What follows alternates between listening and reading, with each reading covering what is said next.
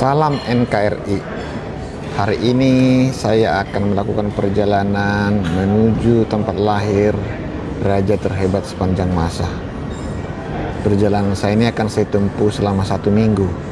Hari ini Jumat 23 Agustus 2024. Nanti tanggal 31 Agustus malam saya akan tiba kembali di Jakarta.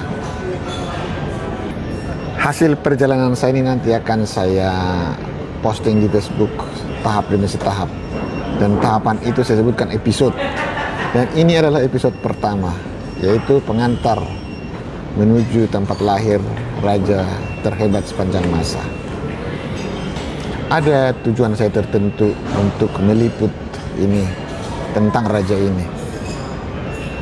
Kalau Anda nanti sudah mengikuti baru akan tahu apa isinya. Bukan semata-mata kehebatan rajanya, tapi adalah makna atau pelajaran yang kita petik dari sejarah tersebut. Dulu di Indonesia pada kerajaan Majapahit, ada juga pada yang hebat Raja Hayam Wuruk dengan Mahapati yang terkenal, yaitu Gajah Mada. Konon Gajah Mada bisa menaklukkan seluruh Nusantara, dan Nusantara itu sampai ke Filipina. Bayangkan kalau sampai ke Filipina berarti sudah ikut Malaysia, mungkin seluruh ASEAN. Tapi itu sudah tinggal sejarah. Itu sekali lagi itu sudah tinggal sejarah. Baru-baru ini kita baru merayakan Hari Kemerdekaan Indonesia yang ke-79, 17 Agustus.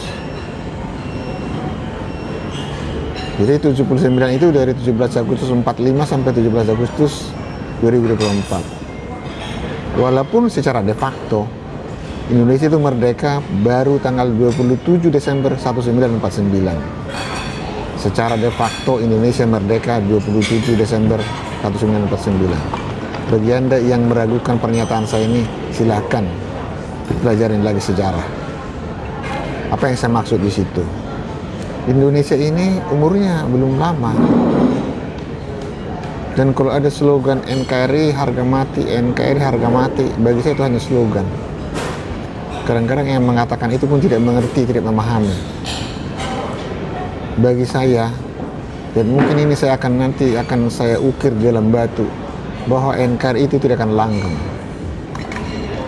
NKRI usianya tidak akan sampai 2 abad. Itu bukan penerawangan saya, tapi itu penglihatan saya dan analisa saya secara mendalam. Apa tanda-tandanya? Ketika mayoritas menindas minoritas, itulah tanda-tandanya. Ketika mayoritas menindas minoritas, tapi pemimpinannya kuat, melindungi yang minoritas, masih aman. Ketika mayoritas menindas minoritas, minoritasnya solid, masih aman. Tapi minoritas di Indonesia saling menggigit saudaranya. Minoritas menyerang pemimpin yang melindungi keutuhan NKRI. Nah, khususnya bangsa Batak. Hai orang Batak, kalau NKRI bubar, kemana Anda? Mungkin bubarnya NKRI bukan pada zaman Anda, mungkin anak Anda, cucu Anda, cicit Anda. Makanya hati-hatilah, pikirkan, renungkan. Dan ini saya sudah sering saya sampaikan. Ikuti terus perjalanan saya. Horas